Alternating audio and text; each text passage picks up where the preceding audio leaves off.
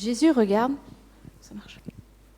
Jésus regarde et il voit une grande foule qui vient vers lui.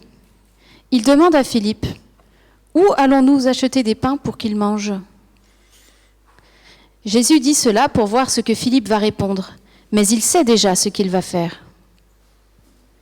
Philippe lui répond, « Même avec 200 pièces d'argent, cela ne suffit pas pour que chacun reçoive un petit morceau de pain. » Un autre disciple, André, le frère de Simon-Pierre, dit à Jésus, « Il y a là un petit garçon qui a 5 pains d'orge et 2 petits poissons.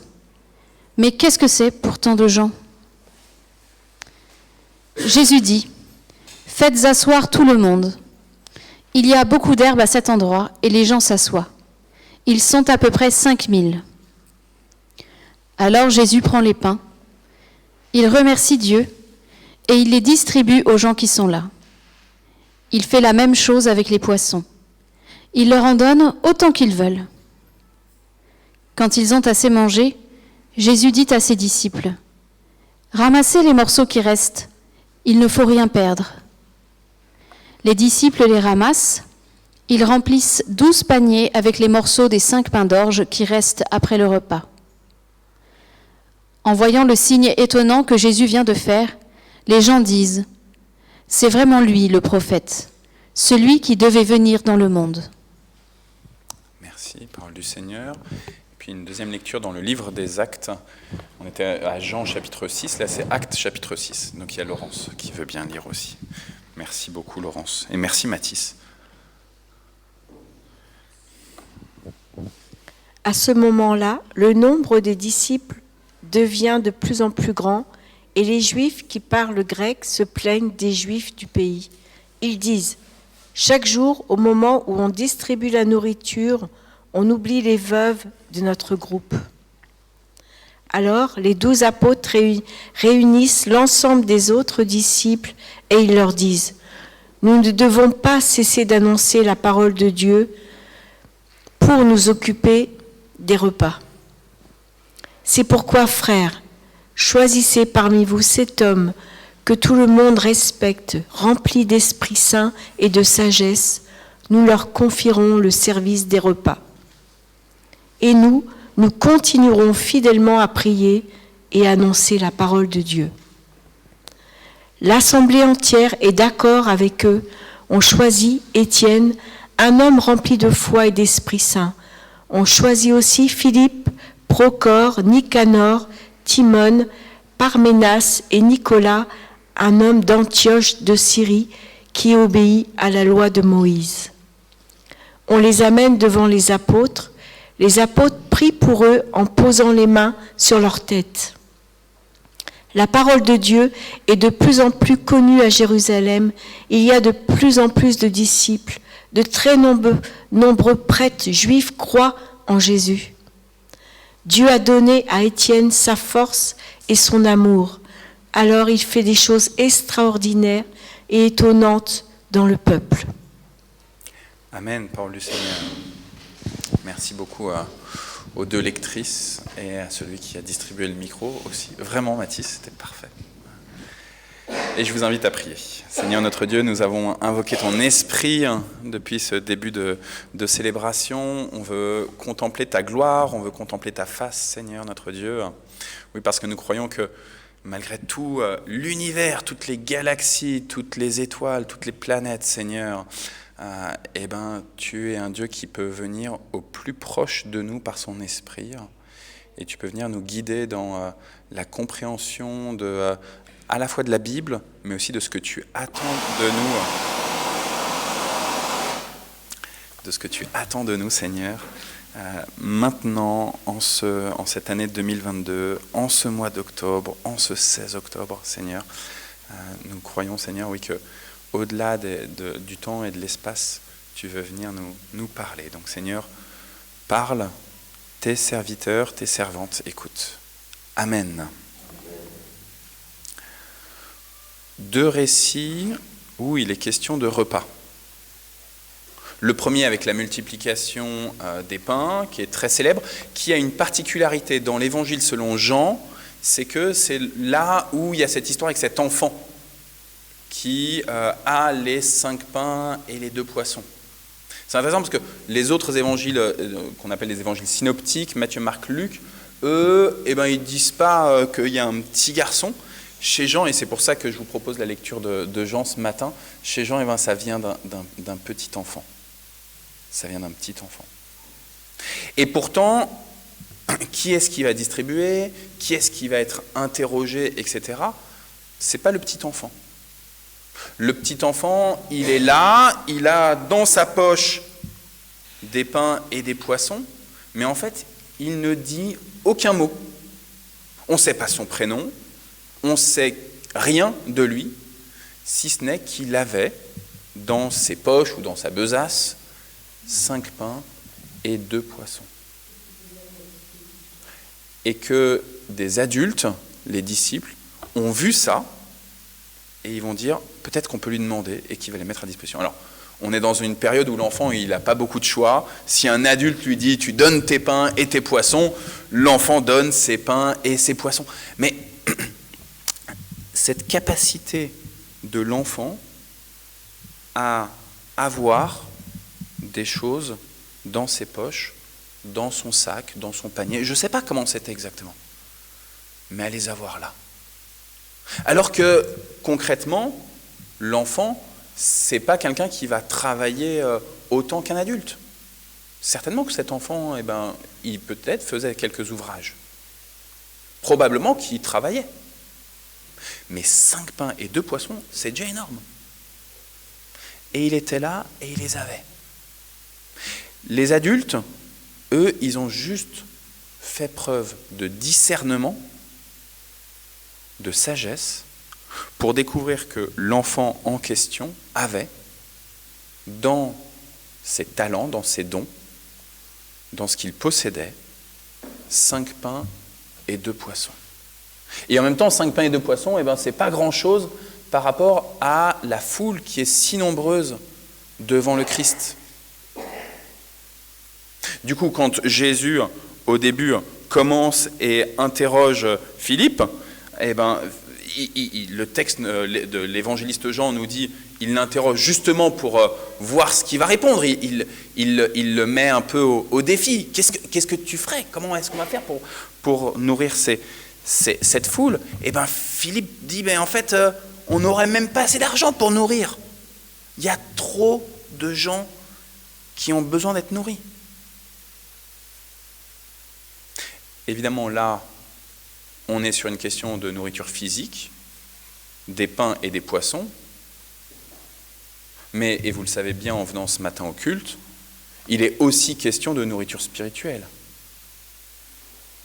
La foule si nombreuse qui vient écouter les paroles de Jésus, elle ne vient pas d'abord pour être nourrie physiquement, elle vient pour être nourrie spirituellement.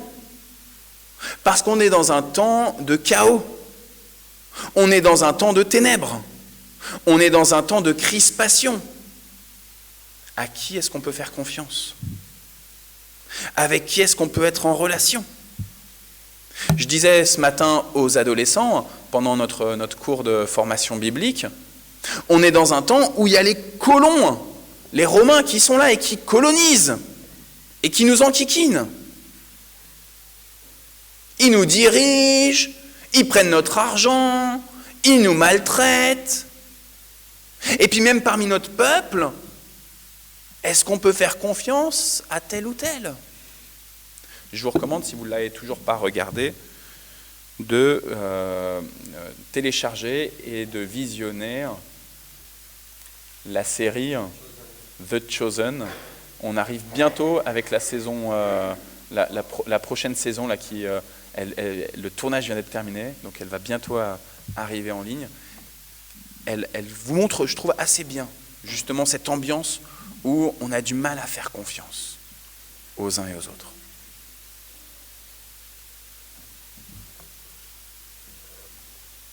On ne peut pas nourrir toute cette foule physiquement, mais derrière, on ne peut pas nourrir cette foule spirituellement. Et en fait, même s'il y avait moins de gens, si la foule était moins nombreuse, La réponse de Philippe aurait été la même. On n'a pas la capacité de nourrir ces gens-là. Même si on était juste dans une petite famille, Philippe aurait dit, est-ce que j'ai vraiment la capacité de nourrir ceux qui sont autour de moi? Et vous voyez bien, là on parle d'une époque, tu disais Dana, il y a 2000 ans, mais en fait évidemment qu'on parle d'aujourd'hui aussi. On n'est pas en capacité de nourrir ceux qui ont faim et soif physiquement, mais aussi ceux qui ont faim et soif spirituellement. On est comme Philippe et on dit, mais en fait, même avec 200 pièces d'argent, ça ne suffirait pas pour que chacun reçoive un tout petit morceau de pain. Même si je disposais de plus de temps dans mon agenda, je n'arriverai pas à nourrir mes amis, mes frères, mes sœurs, mon épouse, mon époux, mes enfants, mes parents de la parole de Dieu. Il faudrait tellement de temps, tellement d'investissement. Je ne peux pas. Je suis en incapacité.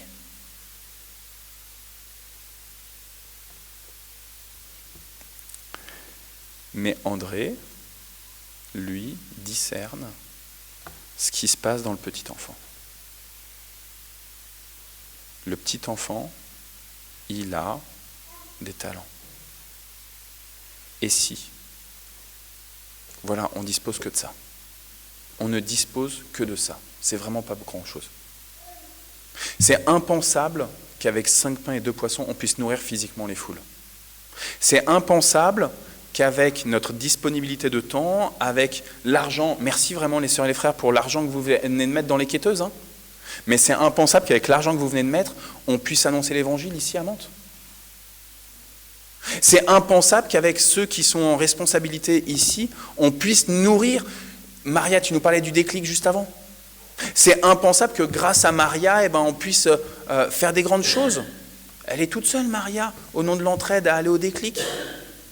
C'est impensable qu'on puisse faire de grandes choses. Oui, mais vous avez bien entendu quand Jésus il parle à Philippe au début et qu'il lui dit, il y a une grande foule, qu'est-ce qu'on fait?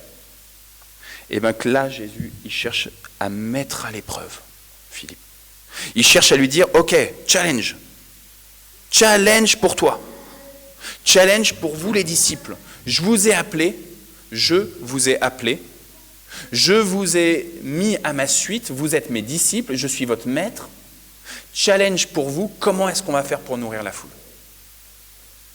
Et Jésus, nous dit l'évangéliste Jean, il sait déjà ce qu'il va faire.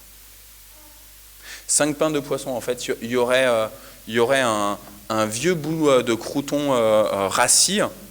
Jésus, il aurait nourri la foule aussi pareillement. Hein. Je suis sûr qu'il y aurait eu même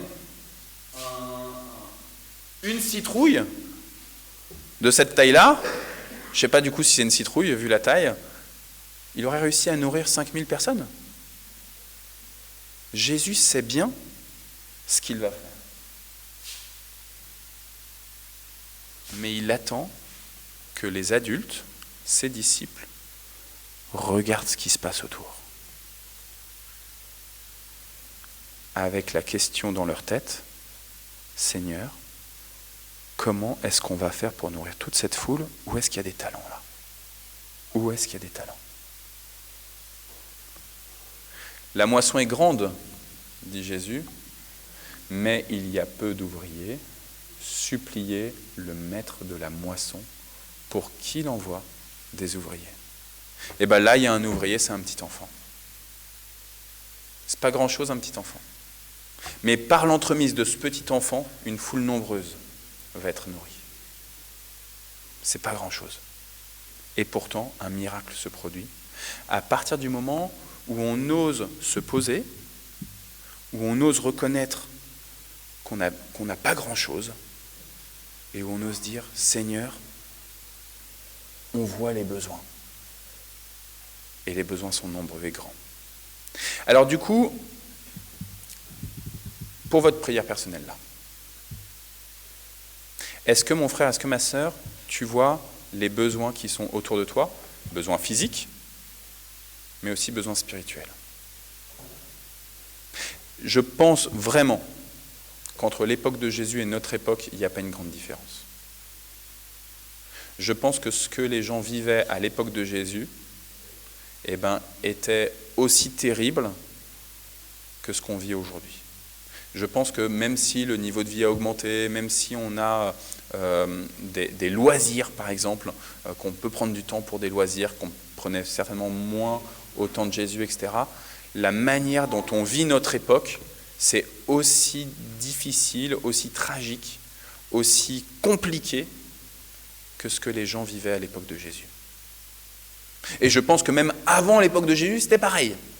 Et je pense même qu'après nous, ça sera pareil. Seigneur, donne-moi de regarder en face, vis-à-vis, quels sont les besoins de mon environnement. Les besoins de mes voisins, les besoins de ma ville, les besoins de mon pays, les besoins dans le reste du monde. Je vous parlais juste avant des sous que vous avez mis, j'en ai aucune idée de ce que vous avez mis, et je ne le saurai jamais de ce que vous avez mis dans cette quêteuse. Toujours est-il que cette semaine, grâce à Hugo Décrypte, merci Noël de m'avoir fait découvrir Hugo Travers et ses résumés de l'actualité chaque soir sur YouTube.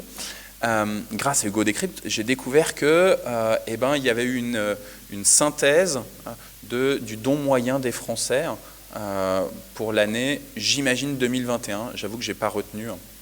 Le don moyen des Français pour l'année 2021 était à peu près de 200 € en moyenne, avec des disparités selon les régions, avec des disparités selon les tranches d'âge, selon les catégories socio-professionnelles, et même selon le genre.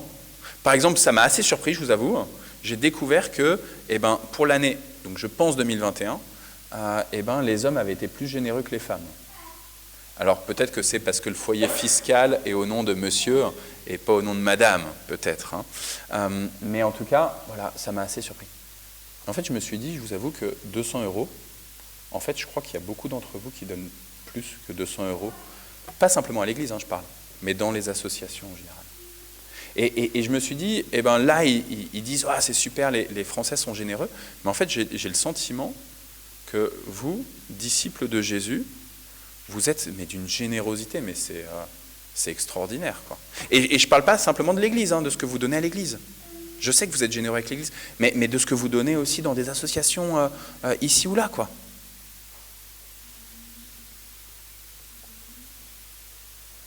On a bien peu de choses pour nourrir les foules. Et pourtant, lorsque on discerne là où Dieu a mis des talents, des dons spirituels et des dons matériels, lorsqu'on ose demander, Jésus peut déployer des miracles. Lorsqu'on ose, et du coup je rebondis Noël sur ce que tu disais tout à l'heure, lorsqu'on ose aller voir le petit enfant et lui dire, petit enfant, tu as 5 pains et 2 poissons, on va les prendre et on va les distribuer aux gens. J'ai été impressionné, je vous raconte hier, je recevais le conseil des parents élus dans l'école de mes enfants. Et pendant l'après-midi, Esther, elle a fait un gâteau aux noix, elle a cassé les noix, elle a fait son gâteau, etc. Et pendant qu'elle faisait le gâteau, elle me dit, s'il en reste du gâteau et qu'il y a les parents qui en veulent, qu'est-ce que tu fais, papa? Les parents qui auraient goûté le gâteau, qui auraient mangé le gâteau, les parents élus de ce conseil de parents. Je dis, je ne sais pas, qu'est-ce que tu auras envie de faire? Et Esther, elle m'a dit, tu leur laisses, tu leur donnes le gâteau. Et j'ai trouvé ça tellement remarquable de la part de cette petite fille de 6 ans Alors qu'elle aurait très bien pu me dire bon, moi j'en veux du gâteau, je veux le goûter mon gâteau, je veux en manger aussi, je veux le partager avec des amis, etc. Elle l'avait raconté le matin à un copain qu'elle allait faire un gâteau aux noix, donc elle aurait pu dire ça. Mais elle dit mais en fait non, vas-y, partage. Quels sont les besoins autour de moi et où est-ce que Dieu a mis des talents pour répondre à ces besoins? Dieu ne nous laisse pas les poches vides dans notre globalité. Si moi, spirituellement, j'ai rien, un autre spirituellement a. Si je n'ai rien physiquement, matériellement, un autre a. Et alors, est-ce que j'ose demander? Demandez et vous recevrez, frappez et on vous ouvrira. Celui qui demande reçoit. Celui qui frappe, on lui ouvre la porte. Frères et sœurs, dans ce b.a.-ba du disciple, pendant ce temps fin septembre et mois d'octobre et un peu début novembre,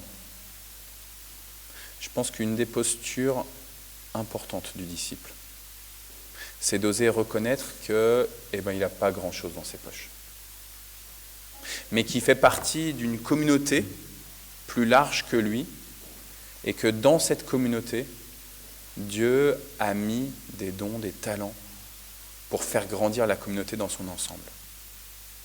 Alors, on a lu 2 textes, du coup, ça va être rapide. Je pensais en parler un peu plus, mais là, j'ai parlé trop à partir du premier texte.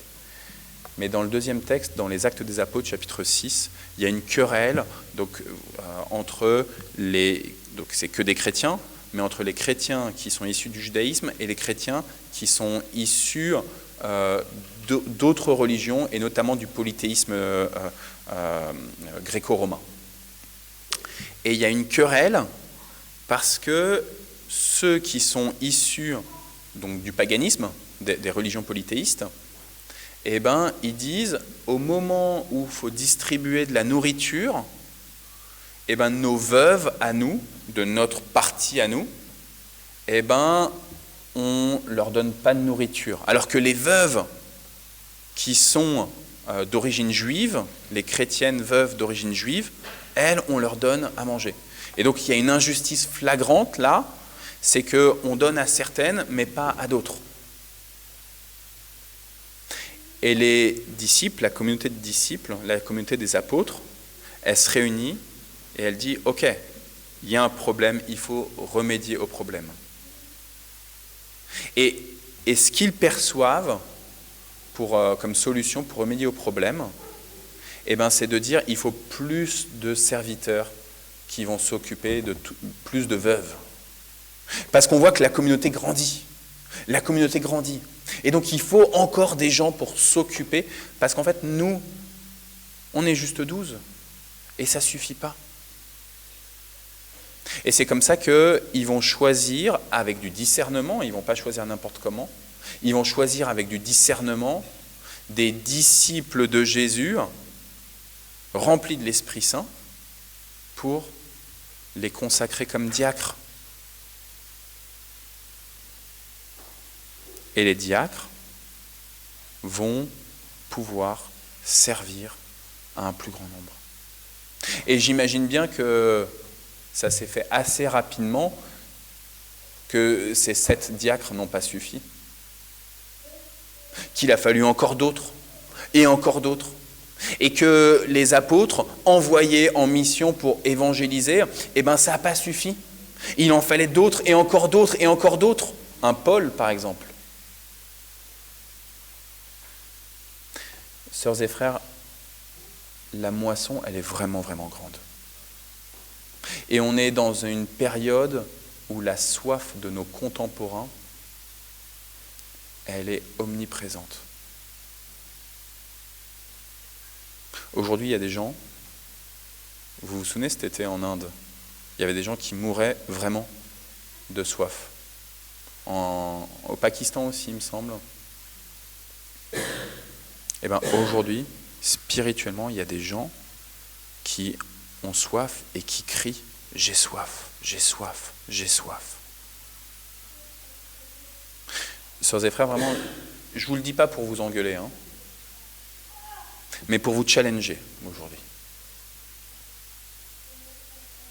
Quels sont les besoins de mes contemporains? Et Seigneur, je pense que je ne peux pas répondre à tous les besoins.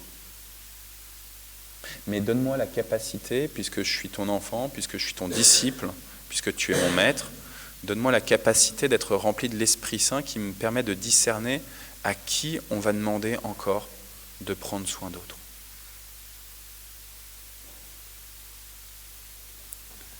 Que celui qui a des oreilles pour entendre, qu'il entende la parole donnée à l'Église.